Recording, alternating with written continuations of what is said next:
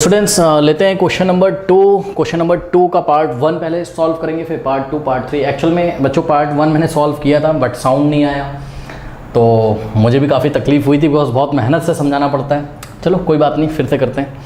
ठीक है, तो देखो क्वेश्चन नंबर 2 जो है, ठीक है, क्वेश्चन नंबर 2 को और क्वेश्चन नंबर 6 को हम साथ साथ कर रहे हैं। ठीक है, इसका नेक्स्ट वाला पार्ट देखोगे आप तो वो कंटिन्यूटी में होगा जो पिछला हमने आपको कराया था, मतलब समझ जाओगे आप खुद ही। ये मैं बीच में वीडियो जोड़ रहा हूँ इस क्वेश्चन की स्पेशली।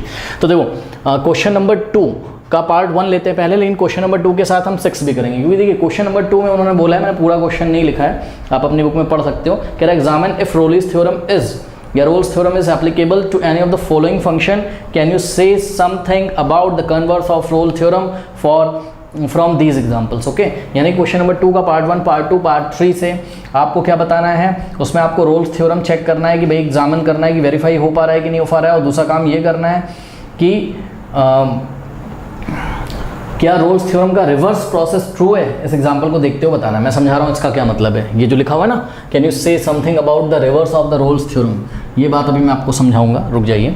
और देखिए क्वेश्चन नंबर 6 खोल लीजिए अपनी आप बुक में। तो क्वेश्चन नंबर 6 में स्टूडेंट्स आपको बोलता है, वो मैं पूरा क्वेश्चन पढ़ देता हूँ एक बार आपको यहाँ पर। कह रहा है examine the applicability of mean value theorem for all 3 functions given in above question number 2। ठीक है, तो क्वेश्चन नंबर 2 में आपको जितने भी फंक्शन दिए पार्ट 1 पार्ट 2 पार्ट 3, तो उसके लिए आपको चेक करना है कि एमवीटी एप्लीकेबल है कि नहीं है। ओके, तो देखिए सबसे पहला पार्ट लेते हैं क्वेश्चन नंबर 2 का पार्ट 1। तो फंक्शन क्या दिया, f of x equals to greatest integer of x, तो ये स्क्वायर ब्रैकेट लगा रहता है तो ग्रेटेस्ट इंटीजर होता है।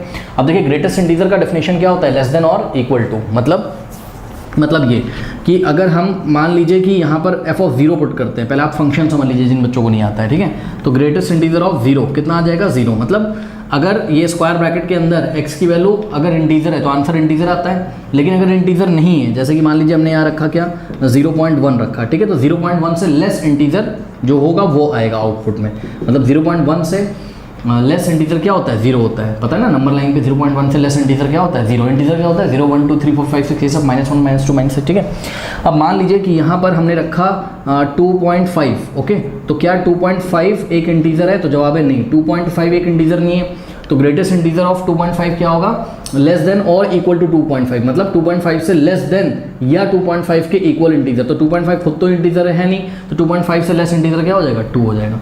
तो इस तरीके से ग्रेटेस्ट इंटीजर फंक्शन की डेफिनेशन होती है। ठीक है ना। अच्छा, अब देखिए, तो अब देखिए स्टूडेंट्स इसका ग्राफ बनाएंगे आप। ठीक है, तो इसका अगर हम ग्राफ बनाएंगे तो इस ग्राफ में ग्रेटेस्ट इंटीजर फंक्शन x का ग्राफ बनाइए। तो इस ग्राफ को अगर आप बनाओगे तो आपको इंटरवल क्या दे रखा है, 5 to 9। ओके, तो अब यहाँ 1 2 3 4 से मैं नहीं ले रहा हूँ, मैं सीधे 5 से स्टार्ट कर रहा हूँ, बिकॉज सिर्फ मुझे थोड़ा सा ग्राफ आपको दिखाना है। अगर 1 2 3 4 5 सभी नंबर्स दिखाऊंगा तो बहुत लेंदी हो जाएगा, इतना जगह नहीं है। 5 6 7 8 और 9। ओके, और यहाँ हो जाएगा क्या 5 6 ओके और 7 8 और यहाँ कहीं 9। करेक्ट। अब देखिए स्टूडेंट्स, अब ये बात हमने क्या करी हुई, ये भी हम आपको नोट यहाँ जो लिखा हुआ है वो बाद में दिखा देंगे। इसको देखिए, अगर हम इनपुट 5 दें यानी कि एफ ऑफ 5, तो कितना आ जाएगा, ग्रेटेस्ट इंटीजर ऑफ 5 क्या आ जाएगा 5, क्योंकि 5 खुद ही एक इंटीजर है, तो 5 पे आंसर क्या आ जाएगा 5। ठीक है, अगर हम यहाँ 5 की जगह 5.1 रखें तो 5.1 से लेस देन इंटीजर 5, यानी कि 5.1 पे भी आंसर क्या आ जाएगा 5, 5.2 पे भी आंसर 5, 5.3 पे भी आंसर 5, 5.4 ऐसे करते करते 5.9 तक आंसर 5 आता जाएगा। तो x की वैल्यू अगर आप बढ़ाते जाओगे यहाँ पे तो हर बार आपको क्या मिलने वाला है, हर बार आपको 5 मिलने वाला है। जैसे ही 6 रखोगे एफ ऑफ 6 यानी कि ग्रेटेस्ट इंटीजर ऑफ 6। ओके, तो ग्रेटेस्ट इंटीजर ऑफ 6 खुद ही एक इंटीजर है, तो आंसर क्या आ जाएगा 6 आ जाएगा। यानी कि जैसे ही आप 6 पे पहुंचोगे तो आउटपुट आपका 5 नहीं आएगा, मतलब आंसर आपका 5 नहीं आएगा, तो यहाँ हम ओपन कर देंगे, यानी कि 6 पे 5 नहीं आएगा, इसलिए 5 के सामने ओपन कर दिया और क्या आएगा 6 आएगा, इसलिए हमने यहाँ पर क्लोज कर दिया। 6 पे क्या आएगा 6 आएगा। अब 6.1 6.2 6.3 अगर आप रखोगे तो आपको हर बार क्या मिलेगा 6 मिलेगा, यानी कि 6.9 तक आपको 6 मिलेगा। और जैसे ही 7 की बारी आएगी तो 7 पे 6 नहीं मिलेगा, 7 पे आपको क्या मिल जाएगा 7 मिल जाएगा। अब आप समझ गए होंगे। ठीक है, 7.1 7.2 7.3 जब आप वैल्यू रखोगे तो हर बार आपको 7 मिलेगा, और 7.9 तक आपको 7 मिलेगा, जैसे ही 8 आएगा तो 8 पे ओपन कर देंगे और यहाँ पे 8 पे क्लोज कर देंगे, यानी कि 8 पे आपको 8 मिल जाएगा। फिर 8.1, 8.2, 8.3, 8.4 पे आपको 8 मिलेगा हर बार, और जैसे ही 9 पे पहुँचोगे तो 9 पे हम ओपन करना है, 9 पे आपको 8 नहीं मिलेगा, 9 पे आपको 9 मिल जाएगा। तो ये ग्राफ बन के आ रहा है। तो इस ग्राफ को अगर आप ध्यान से देखें तो ये तो डिसकंटिन्यूअस है। इस ग्राफ को बनाने के लिए हमें मार्कर उठाना पड़ रहा है बार बार, है ना, क्योंकि देखिए 5 से लेके 5.9 तक तो ये कॉन्टिन्यूस है, मतलब 5.9 का मतलब आप समझो जरा भावनाओं को, 6 के काफ़ी क्लोज हम पहुंच गए, 5.999 तक ये कॉन्टिन्यूस है, उसके बाद ब्रेक हो गया। जैसे हम 6 पे पहुंचे में जंप करना पड़ा, 6 पे 6 आ रहा है, तो ये कॉन्टिन्यूस तो है नहीं, ठीक है। तो क्लियरली पहली बात हम क्या लिखेंगे, clearly function f of x is equals to greatest integer of x is not continuous on the closed interval 5,9। 5,9 पे ये कॉन्टिन्यूस ही नहीं है। और देखिए रोल्स थ्योरम आप वेरीफाई नहीं हो सकती हैं, क्योंकि जब फंक्शन ही कॉन्टिन्यूस नहीं है, रोल्स थ्योरम का आपको 3 कंडीशन फॉलो होना चाहिए था। कॉन्टिन्यूस होना चाहिए क्लोज इंटरवल a, b में, डिफरेंशिएबल होना चाहिए ओपन इंटरवल a, b में, f of a is equals to f of b होना चाहिए ना, तब कोई सी इस तरीके से एग्जिस्ट करता था कि f dash of c is equals to क्या हो जाए, 0 आ जाए। लेकिन यहाँ पर आपने देखा कि ये कॉन्टिन्यूस तो हुआ नहीं, यानी कि पहला पॉइंट यहाँ पे फॉलो नहीं हो रहा है, ठीक। तो यहीं पे अगर आप चाहो तो आप बोल दो कि भाई रोल्स थ्योरम यहाँ पर एप्लीकेबल नहीं होगी, ठीक है। फिर भी आप तीनों पॉइंट करके दिखाएंगे, यानी कि आप इसकी डिफरेंशिएबिलिटी भी चेक करेंगे। अब आप यहाँ से क्लियर चेक करिए स्टूडेंट्स, यहाँ पे आप क्लियर चेक करिए कि क्या ये ओपन इंटरवल 5 to 9 में डिफरेंशिएबल है, जवाब है नहीं। देखो अब ये डिफरेंशिएबिलिटी का क्या मतलब होता है, इसको आप थोड़ा सा समझ लीजिए। देखिए डिफरेंशिएबिलिटी का क्या मतलब होता है, मान लीजिए हम आपको यहाँ पे दिखाते हैं। देखिए मान लीजिए कि हमारे पास कोई कर्व है ऐसे, ठीक, हमने बोला कि ओपन इंटरवल a से b में आप चेक करो ये डिफरेंशिएबल है, यस डिफरेंशिएबल है का मतलब ये होता है स्लोप ऑफ द टेंजेंट आप वहाँ निकाल पा रहे हो कि नहीं निकाल पा रहे हो। यानी कि अगर हम x की वैल्यू इतनी लें यहाँ कुछ, तो देखिए हमने एक टेंजेंट यहाँ ड्रॉ किया और इस टेंजेंट का स्लोप हम निकाल सकते हैं। x की वैल्यू अगर इतनी है तो हम यहाँ पे एक टेंजेंट ड्रॉ कर रहे हैं, टेंजेंट का स्लोप निकाल सकते हैं। अगर x की वैल्यू इतनी है तो हम एक टेंजेंट ड्रॉ कर रहे हैं, टेंजेंट का स्लोप निकाल सकते हैं, ठीक। यानी कि ये इस इंटरवल में डिफरेंशिएबल है फंक्शन, ठीक है। अच्छा, जब कर्व ऐसे आया किसी फंक्शन का f of x का कर्व ऐसे आया तो हर एक पॉइंट पे आप टेंजेंट निकाल पा रहे थे और टेंजेंट का आप स्लोप भी निकाल लोगे, ठीक। यानी कि ये फंक्शन डिफरेंशिएबल था ओपन इंटरवल में, जो मैंने आपको दिखाया। इस फंक्शन को देखो, इस फंक्शन का जो ग्राफ है इतने पोर्शन में देखो, 5 से लेके ओपन इंटरवल 6 तक, ये एक स्ट्रेट लाइन सेगमेंट आ रहा है छोटा सा, ठीक। मैं आपको दिखाता हूँ। देखिए अगर यहाँ पे कोई लाइन सेगमेंट है भाई, क्या ये कर्व नहीं है, मतलब कर्व का मतलब क्या ये ग्राफ नहीं, ये भी तो किसी फंक्शन का ग्राफ है। किसका, ग्रेटेस्ट इंटीजर ऑफ x का, ये भी तो किसका, किसी फंक्शन का ग्राफ है। और ग्राफ अगर स्ट्रेट लाइन है तो क्या हुआ, अगर आप स्ट्रेट लाइन पे टेंजेंट ड्रॉ करो तो उसी के अलॉन्ग आ जाएगी। ये देखो इस पॉइंट पे टेंजेंट ड्रॉ करोगे तो इसी के अलॉन्ग आ जाएगी। तो सुनो, इस पॉइंट पे अगर आप टेंजेंट ड्रॉ करोगे, ठीक है, मतलब x की वैल्यू आपने 5.1 ली, तो 5.1 पे जो आपने टेंजेंट ड्रॉ किया वो इस एक्सेस के ही मतलब इस कर्व के ही अलॉन्ग हो गया, इस कर्व के ही अलॉन्ग हो गया। इसको जो कर्व का छोटा सा लाइन सेगमेंट है इसको इसके अलॉन्ग है, इसको कोइंसाइड करते हुए जाता है, इससे लग के होके जाता है। और क्लियरली देखिए ये एक्स एक्सिस के पैरेलल भी है, यानी कि जो हमारा, ध्यान से सुनिएगा, बहुत इंपॉर्टेंट बात बता रहा हूँ, ठीक है। देखिए मैं इंटरवल की बात कर रहा हूँ, कहाँ से कहाँ तक। देखो आपको डिफरेंशिएबिलिटी चेक कहाँ करनी है, आपको डिफरेंशिएबिलिटी चेक करनी होती है ओपन इंटरवल a, b में। यानी कि आपको जो डिफरेंशिएबिलिटी चेक करनी होगी वो चेक करनी पड़ेगी, आपको जो डिफरेंशिएबिलिटी स्टूडेंट्स चेक करनी पड़ेगी ओपन इंटरवल 5,9 में, ठीक। तो 5,9 तक आपको बहुत सारे छोटे छोटे इंटरवल्स मिल रहे हैं। कैसे, ध्यान से चेक करो, ओपन इंटरवल 5,6। अब देखो 6 भी इंक्लूड नहीं है, ठीक है, क्यों, क्योंकि 6 पे आंसर हमारा क्या आ रहा है, 6 पे क्लोज नहीं है, 6 पे ओपन है, क्योंकि 6 पे फंक्शन ब्रेक हो गया है, ठीक है। उसके बाद नेक्स्ट इंटरवल आप ले सकते हो 6 से लेके 7 तक, ठीक है। फिर नेक्स्ट इंटरवल ले सकते हो आप 7 से लेके 8 तक, नेक्स्ट इंटरवल ले सकते हो आप 8 से लेके 9 तक। तो हर एक इंटरवल में ध्यान से चेक करो, इतने इंटरवल में आप हर एक पॉइंट पे 5.1, 5.2, 5.3 पे आप एक टेंजेंट बना पा रहे हो। और इस टेंजेंट का इस टेंजेंट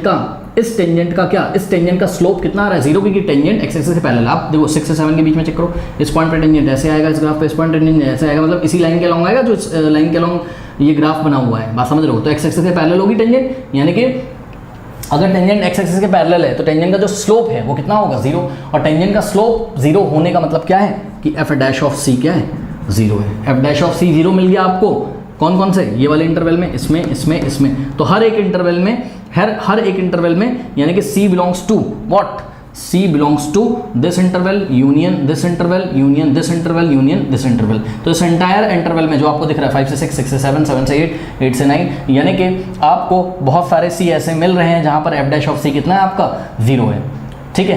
तो बात समझिए, लेकिन बच्चों ध्यान से यहाँ पे ये चेक करिए 6 पे मैंने यहाँ ओपन किया है। क्यों ओपन किया है? देखो 5 और 9 पे तो ओपन करना ही है। क्यों? क्योंकि आपको जो एंटायर इंटरवल दिया था वो क्लोज इंटरवल 5 to 9 था, और एंड पॉइंट्स पे हम डिफरेंशिएबिलिटी नहीं चेक करते हैं, आपको पता है रोल्स थ्योरम में हम ओपन इंटरवल में चेक करते हैं। लेकिन इस ओपन इंटरवल में भी बहुत सारे सब इंटरवल्स हैं, 5 से 6, 6 से 7, 7 से 8। तो ये जो 6 वाला पॉइंट हमने इंक्लूड इसलिए नहीं किया है बच्चों, क्योंकि ध्यान से चेक करिए 6 पे हमारा जो आउटपुट है वो 6 आ रहा है, यानी कि फंक्शन की वैल्यू 6 पे 6 है। तो ये वाले एंड पॉइंट पे क्या आप बोल सकते हैं कि फंक्शन डिफरेंशिएबल है? जवाब है नहीं। फंक्शन डिफरेंशिएबल होने का ये मतलब है कि आप क्या इस पॉइंट पे कोई टेंजेंट ड्रॉ करके उसका स्लोप निकाल सकते हैं? नहीं। इस पॉइंट पे ध्यान से चेक करो, x = 6 पे आपको फंक्शन की वैल्यू ये मिल रही है, और यहाँ पे तो भैया बहुत सारे टेंजेंट पास हो सकते हैं एंड पॉइंट से। मतलब एंड पॉइंट को कितनी लाइंस टच करके जा रही है कोई नहीं बता सकता है। इसलिए तो हम कहते हैं कि एंड पॉइंट पे ये वाले एंड पॉइंट x = 6 पे जो भी फंक्शन की वैल्यू आ रही 6 आ रही, तो यहाँ पे आप टेंजेंट ही जब नहीं ड्रॉ कर सकते तो स्लोप ऑफ द टेंजेंट कहाँ निकालोगे? और स्लोप ऑफ द टेंजेंट ही तो डेरिवेटिव होता है, डेरिवेटिव कहाँ निकाल पाओगे? तो इसीलिए हमने 6 को क्या कर दिया? ओपन की भैया 6 पे हम ये फंक्शन डिफरेंशिएबल नहीं है। इसी तरीके से आप यहाँ पे आ जाइए 8 ये देखिए 7 पे फंक्शन की वैल्यू 7 है, तो ये एंड पॉइंट पे तो बहुत सारे टेंजेंट ड्रॉ कर सकते हैं। एक टेंजेंट ऐसे जा सकता है जिसको टच करके जाएगा, दूसरा बंदा आएगा कहेगा भैया टेंजेंट ऐसे जा रहा है, तीसरा बंदा आएगा कहेगा कि टेंजेंट क्या होता है जो टच करके जाए, ऐसे जाएगा। कोई आएगा कहेगा नहीं इस पॉइंट पे तो टेंजेंट इसी के अलॉन्ग आ रहा है, ठीक है। तो एंड पॉइंट पे आप टेंजेंट ही नहीं ड्रॉ कर पाओगे तो स्लोप ऑफ द टेंजेंट कहाँ से निकालोगे? बात समझ में आई कि नहीं है? इसलिए हमने यहाँ एंड पॉइंट्स पे ओपन किया हुआ है, 6 पे ओपन, 7 पे ओपन, 7 पे ओपन, 8 पे ओपन। तो इस तरीके से बात समझ में आई कि नहीं आई? लेकिन आप ध्यान से चेक करो, 6 पे नहीं डिफरेंशिएबल है, 6 पे नहीं है, 8 पे नहीं है, 8 पे नहीं है, 9 और 5 पे तो है ही नहीं, ठीक है। लेकिन 5 और 6 के बीच में डिफरेंशिएबल है, यानी कि 5 और 6 के बीच में आपको इनफाइनाइट पॉइंट्स मिलेंगे। चेक करिए 5 से 6 के बीच में आपको इनफाइनाइट पॉइंट्स मिलेंगे जहां पर f' ऑफ c क्या होता है? 0 होता है। मतलब c belongs to this entire interval 5,6 union 6,7 union 7,8 union 8,9। Okay, अब सुनो, तो ये फंक्शन नॉट डिफरेंशिएबल हो गया, ये फंक्शन नॉट डिफरेंशिएबल हो गया इन ओपन इंटरवल 5,9। अब देखिए ये तो हमने आपको बताया किससे? ये तो हमने आपको बताया ग्राफ देख के। लेकिन एग्जाम में आप मैथमेटिक्स सॉल्व करें वहां तो आपको चैप्टर 5 में ही हमने पढ़ाया था डिफरेंशिएबिलिटी चेक करने का रूल। तो ये वाला नोट याद करिए, any function is differentiable at any point c in its domain if left hand side limit is equals to right hand side limit. मतलब ऐसा कुछ जब होता था, याद करिए कि limit h approaches to 0 minus, मतलब 0 के लेफ्ट से आ रहे हो आप, f of c plus h minus f of c upon h is equals to क्या हो जाए? ये left hand side limit right hand side limit के इक्वल हो जाए। Limit h approach to 0 plus h f of c plus h minus f of c by h। अब मान लो exam में ये आपको नहीं याद आ रहा है तो कोई बात नहीं है, आप ग्राफ बना के लिख दीजिए कि भाई this function is not differentiable 5,9। लेकिन तरीका ये है कि हम फॉर्मूला लगा के दिखाएं कि left hand side limit right hand side limit के इक्वल नहीं है, इसलिए फंक्शन डिफरेंशिएबल नहीं है।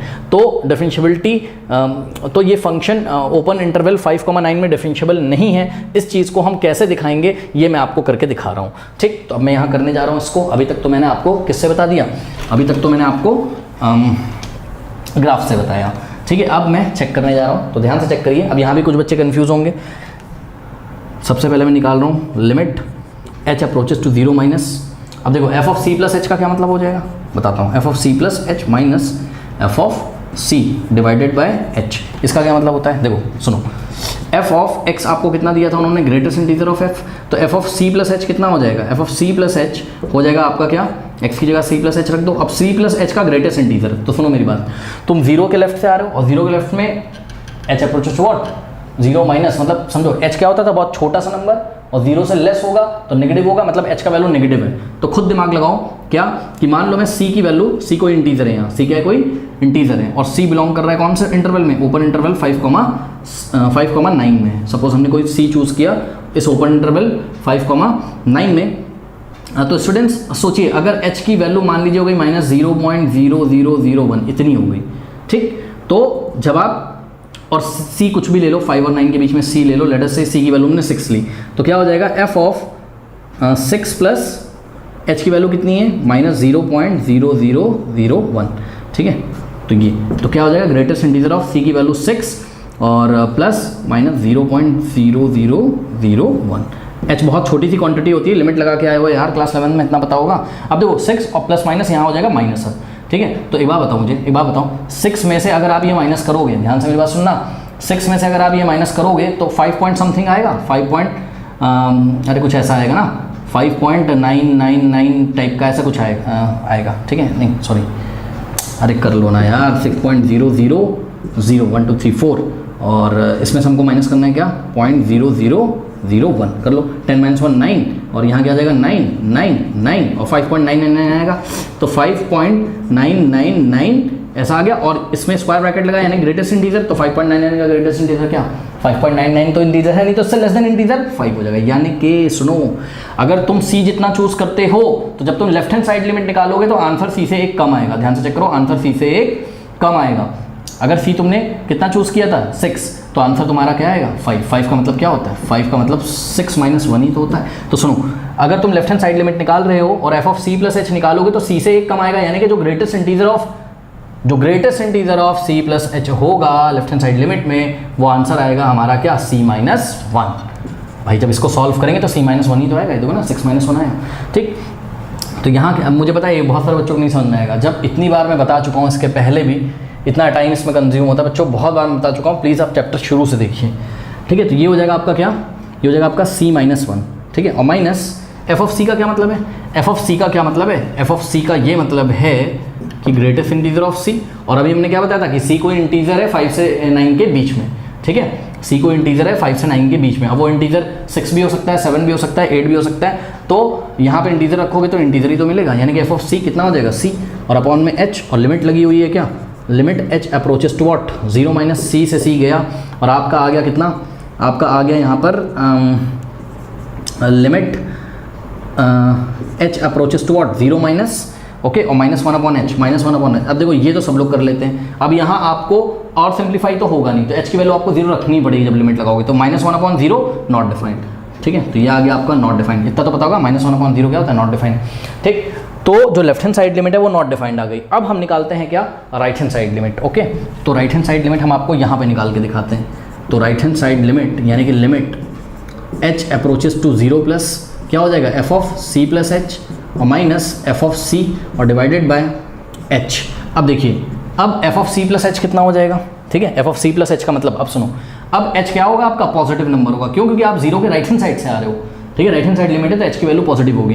तो सोचो, अगर हम यहाँ क्या करते हैं, हम यहाँ लिखते हैं 6 प्लस h की वैल्यू प्लस 0.001, तो 6 प्लस 0.001 क्या आ जाता हमारा, यहाँ आ जाता हमारा 6.0001। और सुनो, ग्रेटेस्ट इंटीजर ऑफ 6.001, ये तो इंटीजर है नहीं, तो इससे लेस देन इंटीजर 6 होगा, यानी कि आंसर हमारा क्या आता, आंसर हमारा 6 आ जाता, यानी कि जो वैल्यू आपने रखी थी C की, C वही आ जाएगा।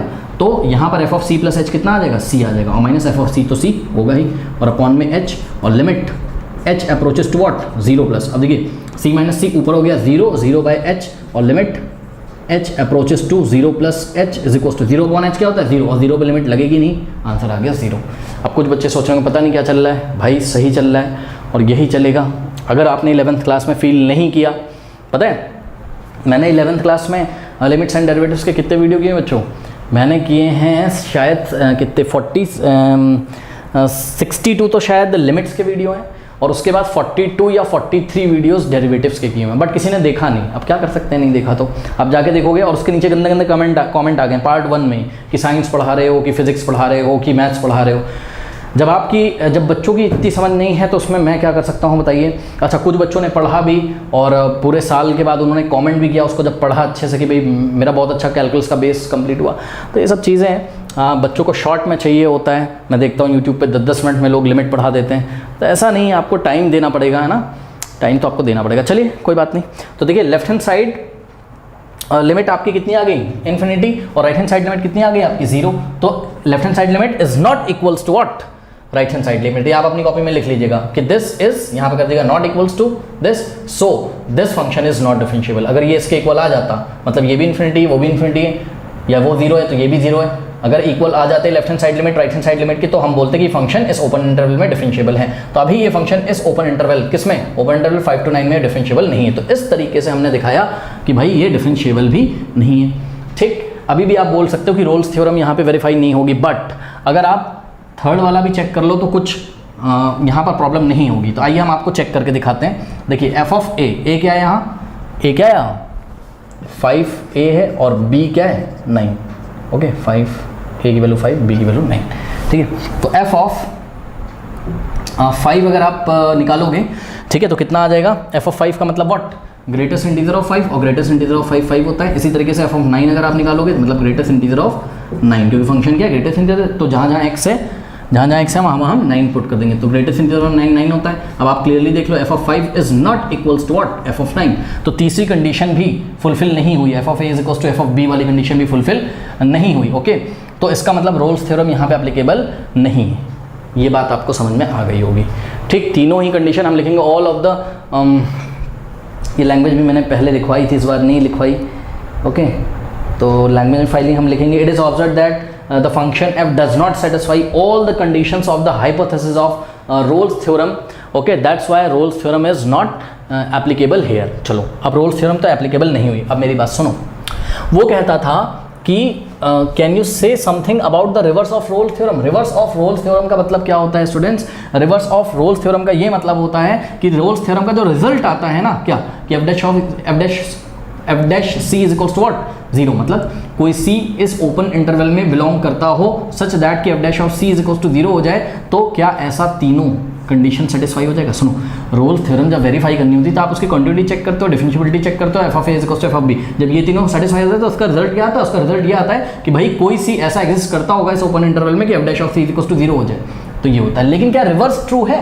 मतलब कि अगर आपको दिए गए ओपन इंटरवल में, यानी कि 5 से 9 में, इस 5 से 9 में दिए गए ओपन इंटरवल 5 से 9 में कोई सी ऐसा मिल जाए कि एफ डैश ऑफ एक्स क्या हो जाए, एफ डैश ऑफ सी क्या हो जाए, 0, तो क्या ज़रूरी है कि अगर ऐसा हो जाए तो आप इस डायरेक्शन से यहाँ जाओगे, मतलब ये भी होगा, ये भी होगा और ये भी, मतलब फंक्शन कॉन्टिन्यूअस भी होगा, डिफरेंशिएबल भी होगा और F of A is equals to F of B होगा, तो क्या ऐसा ज़रूरी? तो जवाब है नहीं। ध्यान से चेक करिए, अभी तो मैंने आपको बताया था क्या कि यहाँ पर 5 से 6 के बीच में ऐसे बहुत सारे पॉइंट्स हैं जहाँ पर एफ डैश ऑफ सी कितना है, 0, क्योंकि स्लोप ऑफ द टेंजेंट क्या आएगा, स्लोप ऑफ द टेंजेंट 0 आ जाएगा, क्योंकि टेंजेंट एक्स एक्सिस से पैरेलल हो जाएगा। यहाँ पर 6 और 7 के बीच में भी ऐसे बहुत सारे पॉइंट्स हैं, ये वाला, ये वाला, ये वाला, इनफिनिट पॉइंट्स हैं जहाँ पे अगर हम टेंजेंट ड्रॉ करें तो वो एक्स एक्सिस के पैरेलल हो जाएगी, यानी कि स्लोप ऑफ द टेंजेंट क्या हो जाएगा, 0 हो जाएगा। और स्लोप ऑफ द टेंजेंट होता क्या है, एफ डैश ऑफ सी ही तो स्लोप ऑफ द टेंजेंट होता है। यानी कि इस बार हमारे पास बहुत सारे सी ऐसे एग्जिस्ट कर रहे हैं 5 और 9 के बीच में, जिसके लिए एफ डैश ऑफ सी कितना है हमारे पास, 0।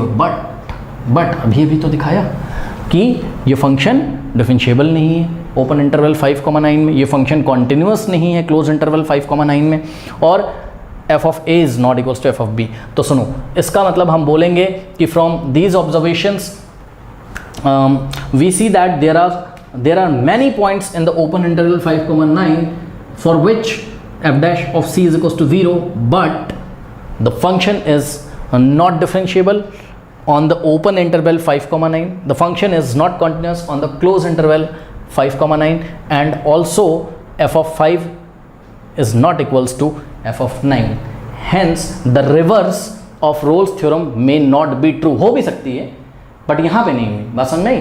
तो इसका मतलब कि इस डायरेक्शन में तो हमेशा ट्रू होती है रोल्स थ्योरम, मतलब कॉन्टिन्यूअस है, अगर डिफरेंशिएबल है, F of A is equals to F of B है, तो पक्का सी एक ऐसा ओपन इंटरवल में एग्जिस्ट करता होगा कि F dash of C is equal to 0 है। लेकिन अगर एफ डैश ऑफ सी 0 है तो ज़रूरी नहीं है कि दिए गए ओपन इंटरवल में दिए गए इंटरवल में फंक्शन कॉन्टिन्यूस हो, क्लोज इंटरवल में फंक्शन डिफरेंशिएबल हो और F of A is equals to what, F of B हो जाए। तो ये बात हमने कर दी। अब बात करते हैं क्वेश्चन नंबर 6 की।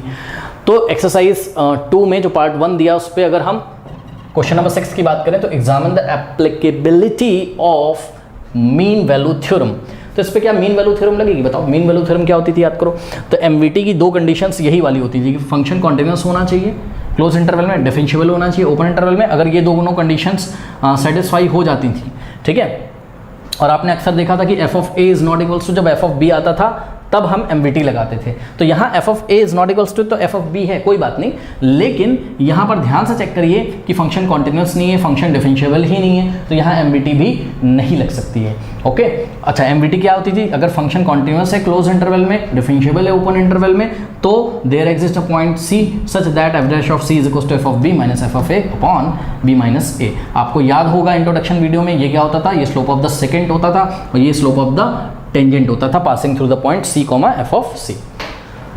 ओके, तो स्टूडेंट्स एमवीटी यहाँ लागू नहीं हो सकती है, एमवीटी यहाँ एप्लीकेबल नहीं है। ओके, तो फाइनल आप आंसर क्या लिखोगे? अच्छा देखिए, मान लीजिए एग्जाम में यही सिंपल क्वेश्चन आ गया कि एग्जामिन द एप्लीकेबिलिटी ऑफ एमवीटी, तो आप यही सब काम करोगे जो मैंने अभी किया। फंक्शन कॉन्टिन्यूस नहीं है, ग्राफ बना के दिखा दीजिएगा। फिर दूसरा, left hand side limit right hand side limit के इक्वल नहीं है। बहुत इंपॉर्टेंट क्वेश्चन है, मैं बता दे रहा हूँ, क्योंकि देखिए ग्रेटेस्ट इंटीजर फंक्शन है यहाँ, है ना, कोई नॉर्मल क्वेश्चन तो है नहीं, फंक्शन ही यहाँ पे अजीब सा है, तो पूछे जाने की संभावना भी है एग्जाम में। ओके, तो लेफ्ट हैंड साइड लिमिट यहाँ राइट हैंड साइड लिमिट के इक्वल नहीं है, इसलिए डिफरेंशिएबल नहीं है। तो जब ये दोनों कंडीशन सेटिस्फाई नहीं होगी तो एमवीटी यहाँ नहीं लगेगी। ओके, तो इस तरीके से इसको हम करेंगे, ठीक है, कर लीजिए। पार्ट 2 लेते हैं students, F of X is equals to greatest integer of X, और इस बार क्लोज इंटरवल -2 से 2 दिया हुआ है हमको, ठीक है। तो अभी तक तो आप समझ गए होंगे कि ग्रेटेस्ट इंटीजर फंक्शन कभी कॉन्टिन्यूस हो ही नहीं सकता है, ठीक है। फिर भी मैं आपको करके दिखाता हूँ। सबसे पहले हम इसको करते हैं कहाँ पर, -2 पे, ठीक है। तो F of -2 is equals to greatest integer of -2, तो -2 एक इंटीजर खुद ही है, तो आंसर -2 आएगा, यानी कि -2 जब हमने एक्स की वैल्यू रखी तो वाई हमको कितना मिला, -2, तो एक पॉइंट ये मिलेगा हमको। एफ ऑफ -1.9 अगर हम रखते हैं, ठीक है, तो x की वैल्यू अगर हमने -1.9 रखी तो x यहाँ कहीं आएगा -1.9, क्योंकि ये -1 है, तो -1.2 यहाँ पे -1, -1.2, -1.3, -1.4 करते करते यहाँ -1.9 आएगा, और -1.9 पे आंसर आपका क्या आएगा, -1.9 से लेस इंटीजर। तो -1.9 से लेस इंटीजर क्या होता है, -2 होता है। पॉइंट वाले नंबर इंटीजर नहीं होते हैं, तो पता होगा आपको। तो -1.9 से लेस इंटीजर -2 होता है, यानी कि -1.9 पे -2 मिला। तो कहने का मतलब अब अगर आप -1.8 रखोगे तब भी आपको -2 मिलेगा, -1.7 पे -2 करते करते करते करते आपको -1.1 तक, -1.1 तक आपको कितना मिलेगा, -1.1 तक, ऐसा कुछ -1.1 तक आपको -2 ही मिलेगा। और जैसे ही आप इसमें f ऑफ -1 रख देंगे तो -1 खुद ही एक इंटीजर है, तो आपको क्या मिल जाएगा, -1 मिल जाएगा, ठीक है। तो -1 पे आपका आंसर कितना आ जाएगा, -1 आ जाएगा, और यहाँ पर -1 पे -2 नहीं आएगा, इसलिए यहाँ पर हम ओपन कर देंगे, ठीक है। तो कुछ इस तरीके से चलता जाएगा, और ये -1 है आपका। और नेक्स्ट, जब आप -1 के राइट हैंड साइड में कुछ वैल्यू रखोगे, जैसे कि -0.9, तो f ऑफ -0.9 अगर आप रखोगे तो आंसर आपका क्या आएगा, -0.9 से लेस इंटीजर क्या होता है, -1 होता है, ठीक। तो यहाँ पे जब आप x की वैल्यू ऐसे करके सब पुट कर, मतलब इधर जाओगे, जब x की वैल्यू कुछ भी पुट करोगे, जैसे -0.9, -0.8, -0.7, तो आपको हर बार क्या मिलेगा, -1 मिलता जाएगा, मिलता जाएगा, मिलता जाएगा, ठीक है। लेकिन जैसे ही 0 पे पहुँचोगे तो 0 पे आपको -1 नहीं मिलेगा, तो यहाँ हम ओपन कर देंगे, 0 पे आपको क्या मिल जाएगा, 0 मिल जाएगा, ठीक, क्योंकि 0 एक इंटीजर है। अब आप समझ गए होगा, बाकी यहाँ का ग्राफ आपको बनाना आता है, 0.1 पे कितना मिलेगा, 0 मिलेगा, करेक्ट। तो 0.1 पे आपको क्या मिलेगा,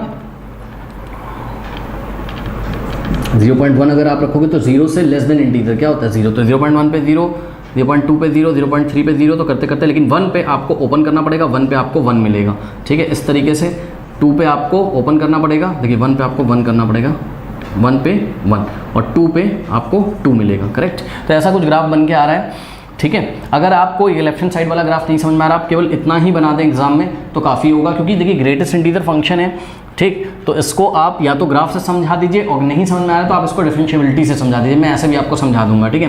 तो बट ग्राफ से हमको ये पता चल रहा है कि ये कॉन्टिन्यूअस नहीं है, ठीक है। तो पहला पॉइंट हमको ये पता चल गया क्या, कि ये जो फंक्शन है f of x is equals to greatest integer of x is not continuous, ये कॉन्टिन्यूअस नहीं है, is not continuous on close interval -2 to 2, correct. और दूसरी बात ये है कि ये डिफरेंशिएबल भी नहीं है, यही वही सब पुरानी बातें पुराने क्वेश्चन की लगेंगी यहाँ पर। क्यों नहीं डिफरेंशिएबल है, क्योंकि ध्यान से चेक करो, 0 से लेके 1 के बीच में तो डिफरेंशिएबल होगा, क्योंकि स्लोप ऑफ द टेंजेंट जो होगा वो एक्स एक्सिस के पैरेलल होगा, जो हमारा टेंजेंट होगा, तो स्लोप ऑफ द टेंजेंट 0 आएगा। बात समझ में आई कि नहीं आई, ठीक है। बट एंड पॉइंट्स पे डिफरेंशिएबल नहीं है। कौन कौन से एंड पॉइंट पे, 1 पे नहीं है, इसी तरीके से 2 ओपन इंटरवल पे चेक करना है, तो 1 पे नहीं है, और ये -1 पे भी नहीं है, ठीक है। तो कुछ इस तरीके से, इसी तरीके से ये ठीक, ये 2 पॉइंट सही है, और 0 पे भी नहीं है डिफरेंशिएबल। फिर भी आप इसको अगर करके दिखाना चाहें तो कैसे करके दिखाएंगे, हमने क्या लिया, let x is equals to, हमने c पुट किया, करेक्ट। तो लेफ्ट हैंड साइड लिमिट निकालते हैं, तो limit h approaches to 0 minus f of c plus h, और minus f of c upon h। अभी इसका आंसर मैंने आपको बताया था, क्या आता है, ये आता है limit h approaches to 0 minus, और F of C plus H कितना हो जाएगा, c -1 minus F of c कितना हो जाएगा, c अपॉन एच, c से c कैंसिल, और -1 अपॉन एच पे h की वैल्यू 0 रखोगे, लिमिट लगाओगे तो नॉट डिफाइंड आएगा। तो ये लेफ्ट हैंड साइड लिमिट आ गई। फिर राइट हैंड साइड लिमिट निकालोगे आप, तो जैसे निकाली थी वैसे निकालेंगे और 0 आ जाएगा, ठीक है। कैसे, F of C plus H कितना हो जाएगा, c हो जाएगा, माइनस एफ ऑफ सी हो जाएगा, अपॉन में h, c minus C, 0 upon H पे आंसर 0 आएगा, 0 पे लिमिट लगाओगे तो 0। तो left hand side limit is not equals to what, right hand side limit, hence the function is not differentiable, ठीक है। तो function is not differentiable in the open interval -2 to 2। ठीक है, अगर आपको एग्जाम में ये बात नहीं लगाने के लिए आ रही है तो कोई बात नहीं, आप सिर्फ थ्योरी लिख दीजिएगा, function is not differentiable in the open interval -2 to 2। ये टीचर के ऊपर है कि वो मार्क्स देगा कि नहीं देगा। ठीक है, वैसे तो दे देना चाहिए मेरे ख्याल से, तो अगर आपने ग्राफ बना दिया that is enough. Okay, now अब क्या करें, अब तीसरी बात क्या है, F of A is equals to F of B भी चेक कर लेते हैं। चलो ठीक है, तो एफ ऑफ ए कितना है आपका -2, तो एफ ऑफ -2 क्या होगा, greatest integer of -2 which is equals to -2, क्योंकि -2 खुद ही एक इंटीजर है तो -2 आ जाएगा। और एफ ऑफ 2 कितना हो जाएगा, ग्रेटेस्ट इंटीजर ऑफ 2 कितना आ जाएगा 2। अब आप क्लियरली देख लो f of -2 is not equals to what, F of 2। तो F of 2 f of -2 coincide नहीं करते, इनकी वैल्यू सेम नहीं है, इसलिए रोल्स थ्योरम नहीं लगेगी। अब बात करते हैं क्या इसका रिवर्स ट्रू है, तो जवाब है नहीं, इसका रिवर्स ट्रू नहीं है, क्योंकि आप चेक करिए इस ओपन इंटरवल में -2 से 2 में, इस ओपन इंटरवल -2 से 2 में ऐसे इनफाइनाइट पॉइंट्स हैं जहां पर हम अगर टेंजेंट ड्रॉ करें तो वो एक्स एक्सिस के पैरेलल आएगा, यानी कि स्लोप ऑफ द टेंजेंट 0 के इक्वल है, यानी कि एफ डैश ऑफ सी क्या है 0 के इक्वल है। तो ऐसा तो होता है बट ये तीनों चीज़ें नहीं होती हैं, यानी कि फंक्शन कॉन्टिन्यूस नहीं है, डिफरेंशिएबल नहीं है, और F of A is equals to F of B, ये वाली कंडीशन भी ट्रू नहीं हो रही है, फॉलो नहीं हो रही है, because F of A is not equals to F of B. तो the converse of Rolle's theorem is not applicable here. Okay, तो converse of Rolle's theorem may not be always true. ठीक है, अगर ऐसा है तो ऐसा होता है, लेकिन अगर ऐसा है तो ज़रूरी नहीं है कि ऐसा हो जाए। ओके, तो कन्वर्स इसका उल्टी डायरेक्शन में जाओगे तो ऐसा नहीं हो सकता है। ओके, मतलब हो भी सकता होगा कभी और कभी नहीं भी हो सकता है। ठीक है, तो always not true. Now question number 6 अब कर लेते हैं यहीं पे। तो पार्ट 2 के लिए, क्वेश्चन नंबर 2 के पार्ट 2 के लिए क्वेश्चन नंबर 6 बताओ, एमबीटी इसमें लगेगा नहीं लगेगा, कहानी खत्म हो गई, आप चेक कर लो, कॉन्टिन्यूस नहीं है, डिफरेंशिएबल नहीं है, तो हम क्या बोलेंगे कि it is observe that the function does not satisfy all the conditions of the hypothesis of the MVT, that's why MVT is not applicable here.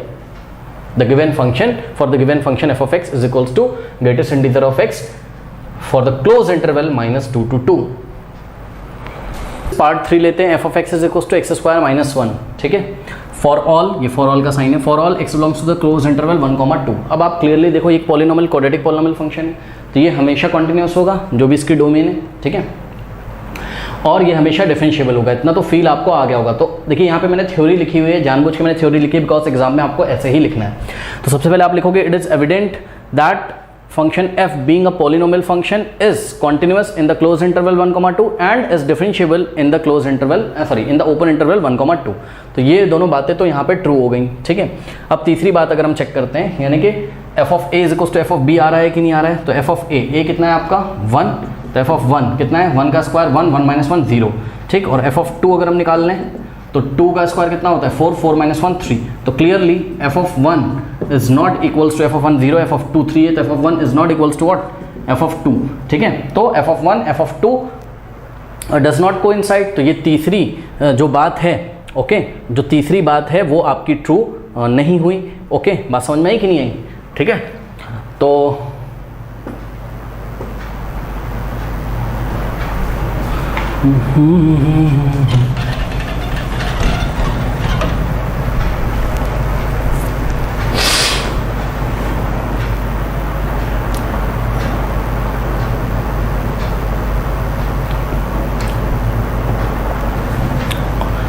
Now students part 3 देखिए, F of X is equals to X square minus 1। अब तो ये तो बहुत easy हो गया। ठीक है, कैसे ईजी हो गया, ध्यान से चेक करिए, ये एक पॉलिनोमियल फंक्शन है ना, और आपको तो पता है कि polynomial function is always continuous in its domain. तो इसकी डोमेन दी हुई है क्लोज इंटरवल 1 to 2, तो ये फंक्शन हमेशा कॉन्टिन्यूस होगा। और इतना तो अनुभव होगा ही आपको कि ये फंक्शन डिफरेंशिएबल भी होगा इस ओपन इंटरवल में। ठीक है, तो सबसे पहली बात आप यही लिखोगे यहाँ पे मैंने थ्योरी लिखी, बिकॉज एग्जाम में आपको थ्योरी भी लिखनी होती है। ठीक है, तो यही रीजन है मैंने थ्योरी पहले लिख ली। कैसे क्वेश्चन को रिप्रेजेंट करना है ये भी बहुत इंपॉर्टेंट है। तो आप एग्जाम में लिखेंगे it is evident that f मतलब function f being a polynomial function, ये पॉलिनोमियल फंक्शन होने के कारण is continuous in the close interval and is differentiable in the open interval 1, 2। ये बात तो हो गई, यानी कि ये दोनों बातें तो सेटिस्फाई हो गई। चलो अब तीसरी बात अगर आप देखोगे स्टूडेंट्स, तो तीसरी बात f ऑफ a कितना है यहाँ पर 1, तो f ऑफ 1 अगर निकालोगे तो 1 का स्क्वायर 1, 1 - 1 0 आ गया।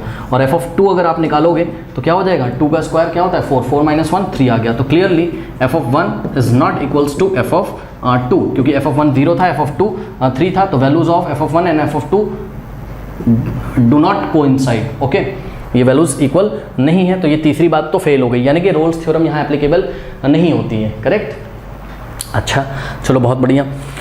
अब देखिए बात समझिए, क्या रोल्स थ्योरम अगर यहाँ वेरीफाई नहीं होती है तो आप एग्जाम में ऐसे करके लिखेंगे, it is observe that F does not satisfy a condition लिखा हुआ है। यहाँ पर आ कंडीशन क्यों लिखा है? सुनो, एक कंडीशन, तीनों में से एक कंडीशन नहीं वेरीफाई हो पा रही है, कौन सी? ये थर्ड वाली। ठीक, अगर तीनों ही नहीं वेरीफाई हो रही होंगी एग्जाम में, मतलब तीनों ही एप्लीकेबल नहीं हो पा रही होंगी, तो आप ऑल लिखोगे यहाँ पर, जैसा कि पिछले क्वेश्चंस में हो रहा था।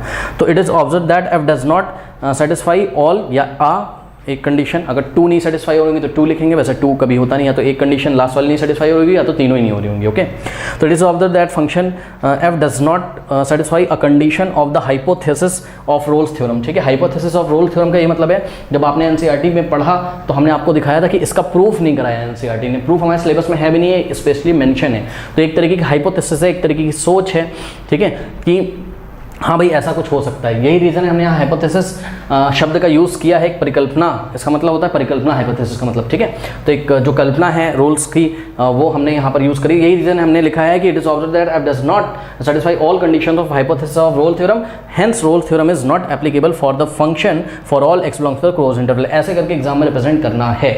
अब बात करते हैं क्या कि क्या इसका कन्वर्स ट्रू है। तो सुनो, एक बात सुनो, कन्वर्स में अगर ऐसा हो जाए, कैसा हो जाए, कन्वर्स की बात करते हैं। तो सुनो, कन्वर्स में अगर ऐसा हो जाए, क्या हो जाए कि कोई पॉइंट आपको C मिल जाए, कहाँ? ओपन इंटरवल A, B में। आइए जरा चेक करते हैं। सबसे पहले हमने f डैश ऑफ x निकाला, कितना हो जाएगा? इसका डेरिवेटिव करो, x स्क्वायर का हो जाएगा 2x और -1 का कितना हो जाएगा? 0।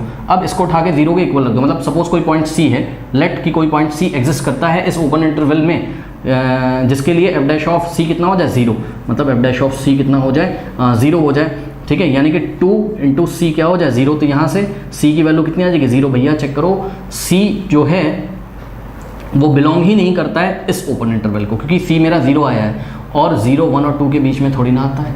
तो सुनो एक बात बताएं, C आपको इसीलिए तो नहीं मिला, मैं कन्वर्स चेक करने जा रहा था, मुझे लगा ऐसा कि हाँ भाई शायद कोई C ऐसा मिल जाए मुझे जो इस ओपन इंटरवल में आता हो, तो मैं ये बोल दूंगा कि हाँ भाई C तो मिल रहा है, लेकिन ये वाली कंडीशन, थर्ड कंडीशन ट्रू नहीं है, तो कन्वर्स इज नॉट ट्रू। लेकिन क्या हुआ कि C ही नहीं मिला इस ओपन इंटरवल में, कि जहाँ पर फंक्शन का derivative f dash of C 0। पता है क्यों नहीं मिला? इसलिए नहीं मिला क्योंकि रोल्स थ्योरम यहाँ एप्लीकेबल ही नहीं थी, और जो रोल्स थ्योरम एप्लीकेबल नहीं तो आपको C कहाँ से मिलेगा? ठीक है, तो कन्वर्स में चेक करने चला था, लेकिन कुछ बात मेरी बन नहीं पाई, तो छोड़ो। यहाँ पे हम कन्वर्स के बारे में यही कुछ कमेंट नहीं करेंगे इस क्वेश्चन में, बाकी 2 में हमने किया, दैट इज़ इनफ। अब देखिए, अब बात करते हैं क्या इसमें MVT लग सकती है, मतलब क्वेश्चन नंबर 6 में अगर हम जाएं तो एप्लीकेबिलिटी ऑफ MVT, तो MVT नहीं लिख सकती। अब आप समझ गए होंगे क्यों नहीं लग सकती, क्योंकि देखिए ये कॉन्टिन्यूस तो है। अच्छा, ठीक इसकी MVT जो है चेक करनी पड़ेगी, क्योंकि कॉन्टिन्यूस और डिफरेंशिएबल दोनों हैं। ओके, तो इतना आप कॉपी कर लीजिए। फिर इसकी अच्छा, इस क्वेश्चन में देखिए, इस क्वेश्चन में इसका कोई यूज़ नहीं था, लेफ्ट हैंड साइड लिमिट और राइट हैंड साइड वाले का। वो ग्रेटेस्ट इंटीजर फंक्शन जो डिफरेंशिएबल नहीं होता है, मतलब हम डायरेक्टली उसका डिफरेंशिएशन नहीं निकाल पाते हैं, तो उसको हम चेक करते हैं। बात समझ में आई कि नहीं है? अब हम बढ़ते हैं क्वेश्चन नंबर 6 की तरफ। 6 को सॉल्व करते हैं। मतलब इस क्वेश्चन में MVT एप्लीकेबल हो रही है कि नहीं हो रही है, तो उसको हमको चेक करना पड़ेगा। चेक इसलिए करना पड़ेगा क्योंकि देखिए MVT क्या कहती थी कि फंक्शन कॉन्टिन्यूस हो और डिफरेंशिएबल हो, तो फंक्शन कॉन्टिन्यूस और डिफरेंशिएबल तो हो गया, ये तो हमने आपको दिखाया। ठीक है, अब हम चेक करते हैं क्या कोई C ऐसा एग्जिस्ट करता है जिसके लिए f dash of C is equal to f of b minus f of a upon b minus a होता हो। ठीक है, तो पहले इतना नोट करिए, फिर मैं आपको कराता हूँ। तो स्टूडेंट्स, MVT की एप्लीकेबिलिटी चेक करने के लिए ये 2 बातें तो उसकी सही है, फंक्शन हमारा कॉन्टिन्यूस है और डिफरेंशिएबल भी है। कॉन्टिन्यूस इस क्लोज इंटरवल में और इस ओपन इंटरवल में ये क्या है? डिफरेंशिएबल है। तो अकॉर्डिंग टू अगर ये 2 कंडीशन सेटिस्फाई हो जाती थी, और एक चीज़ और देखी थी आपने यहाँ पे f of 1 is not equals to f of 2 था। याद करिए भाई, ये रहा a आपका और ये रहा b, और हमने आपको पढ़ाते टाइम बताया था जब f of a is not equals to f of b आए तो वहाँ MVT लगने की संभावना होती, वो हम चेक करेंगे लगेगा कि नहीं लगेगा। ओके, तो आइए चेक करते हैं। अब देखो यहाँ पे f ऑफ a कितना आया है? 0। यही f ऑफ a है, क्योंकि a की वैल्यू कितनी है? 1, तो ये f ऑफ a है, आपने निकाला था, और ये f ऑफ b है। ठीक है, तो according to MVT there exist C, मतलब कोई C एग्जिस्ट करना चाहिए। ठीक है, according to what mean value theorem there exist C belongs to what? Open interval 1 to 2 such that such that क्या हो जाए कि F dash of C is equals to F of B minus F of A divided by B minus A equal होते हैं। ठीक, तो सबसे पहले एफ डैश ऑफ सी निकालते हैं। तो इसके लिए आपको एफ डैश ऑफ एक्स निकालना पड़ेगा। पहले एफ डैश ऑफ एक्स कितना आ जाएगा, एक्स स्क्वायर का क्या हो जाएगा 2x और 1 का हो जाएगा 0, और एफ डैश ऑफ सी निकालोगे तो x की जगह c पुट कर दो, ये आ गया 2c। ठीक, तो यानी कि क्या किया हमने यहाँ पर एफ डैश ऑफ सी की जगह हमने 2c पुट किया is equals to F of B. F of B कितना है, एफ ऑफ बी कितना है 3a माइनस एफ ऑफ ए कितना है, एफ ऑफ ए आपका 0 है अपॉन बी माइनस ए, बी कितना है 2 माइनस 1 क्योंकि ए कितना है 1। तो हो जाएगा हमारे पास क्या 2c, दिस इम्प्लाइज कि 2c is equals to 3 minus 0 कितना होता है 3 अपॉन 2 माइनस 1 1 होता है, यानी कि 3 अपॉन 1 इधर आ जाएगा 3। Now dividing by 2 both side, 2 से लेफ्ट में 2 से राइट में, 2 से 2 कैंसिल, c की वैल्यू आ गई 1.5, 3/2 1.5 होता है। और ध्यान से चेक करिए ये जो c आया है 1.5 क्या इस ओपन इंटरवल में नहीं आता है, आता है भाई 1 और 2 के बीच में ही तो कहीं ना कहीं 1.5 आता है। ठीक है, तो इसका मतलब आपने देखा क्या कि एमवीटी यहाँ एप्लीकेबल हो गई। क्यों हो गई भाई, क्योंकि देखो ये फंक्शन कॉन्टिन्यूस भी था क्लोज इंटरवल 1,2 में, ये फंक्शन डिफरेंशिएबल भी था ओपन इंटरवल 1,2 में, और इस फंक्शन के लिए जब आपने ये लगाया यानी कि F dash of C is equal to F of B minus F of A divided by B minus A, okay, तो c की एक ऐसी वैल्यू आ गई, जो इस ओपन इंटरवल में बिलोंग करती है। ओके, अगर मान लीजिए इन केस बच्चों c की वैल्यू 5 आ जाती सॉल्व करते करते, मान लो, ठीक है, तो c की वैल्यू तो आती लेकिन वो इस ओपन इंटरवल को बिलोंग नहीं करती 1,2 को, क्योंकि 1,2 के बीच में 5 थोड़ी ना आता, तब एमवीटी एप्लीकेबल नहीं होती। बात समझ में आई कि नहीं आई? ठीक है, तो ये पूरी आपकी कहानी है। तो अब हम फाइनली क्या लिखेंगे, हम लिखेंगे it is observed that the function satisfy all the conditions of the hypothesis of the Rolle's की जगह आप क्या कर दोगे mean value theorem, hence mean value theorem is not हटा देंगे, is applicable for the function F of X is equal to X square minus 1 for all X belongs to the close interval 1 to 2। ऐसे